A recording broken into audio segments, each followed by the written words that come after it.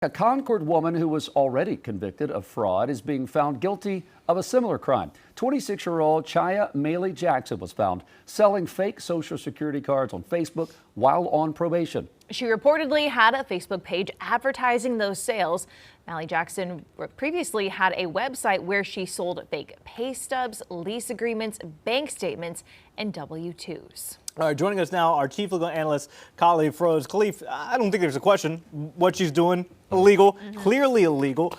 But also, you think about the people who are purchasing this. It's like, this is illegal too, and they could find themselves in legal trouble because I imagine once they get hurt, it's like, okay, so who would you sell it to? That is actually correct. You're all over it, Julian. I mean, first of all, let me stop and say this is bold, brazen, and a whole bunch of other things. When I looked at this, this story can't be real. I went obviously to the website. This website was since taken down, and that's the part that makes me think that it was bold. I mean, you've heard of folks selling fake documents for a number of times, high school kids trying to get fake IDs and all that. But, I mean, you just knew somebody that knew somebody, and then maybe you got one. But there wasn't a website like Amazon style where you can select what you want. But that's what they're alleging that she did here, that there was, okay, $15 for this document, $150 for a hard copy.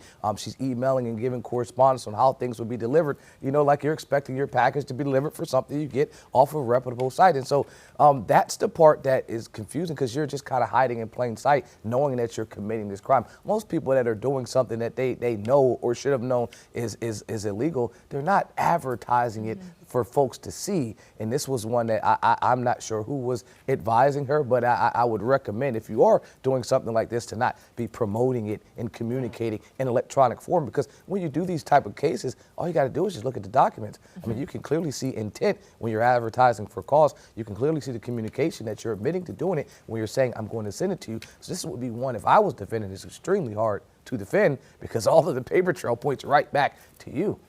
Julian, Khalif, this is like a kid that's already in trouble in the corner doing something else while you're already sitting in timeout. Right, so she's under probation and does this under court supervision. So it's clear that the judge is upset, enhanced sentencing because of this. So how does that kind of enhance things in a negative way for her, already being on probation, committing another crime? Yeah, I mean, you hit it right on the head. So I have individuals that I tell when you get some type of deal where the judge gives you a suspended sentence, where you're not going to do active time, they may say, I'll give you 12 months, but I'll suspend that sentence and put you on probation. But this is the key point. If you commit a crime while on probation, now that active sentence will become, the suspended sentence will become active. That's what happened here. The judge said, well, in addition to the sentence I'm giving you for this current crime, because you were on probation at the time and I believe you violated your probation, now that sentence that was suspended will be active. And so, yeah, I mean, now you've just doubled your time, and it wasn't going to run concurrent. They specifically said consecutive. So, I mean, there is not this is probably the worst scenario for her to be in. When I have clients that do this, I say, look, remember the conversation we had before you did this plea deal. And I said, if you get into any trouble at all, it will void this deal, because I want to be crystal clear that we had this communication, you knew what you were walking into, so if something happens down the road. Not to say it's not my fault, but I wanted to give you as many opportunities to understand that what they just said was suspended, now it comes real that quick. This kind of reminds me of Catch Me If You Can, that Leonardo DiCaprio movie. He was much better at evading prosecution. Obviously not similar, but back to Julian's question. In this investigation, she's in trouble now, been sentenced or going to face more prison time. What about the people who did purchase from her, though?